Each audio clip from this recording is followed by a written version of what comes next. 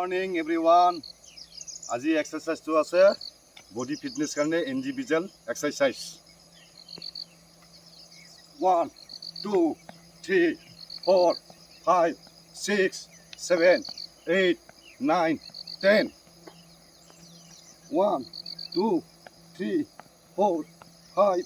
6 7 8 9 10 2 3 4 5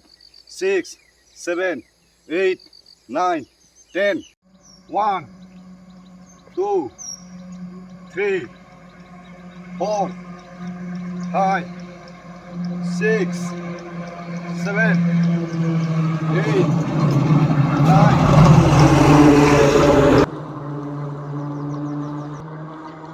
1 2 3 4 5 6 7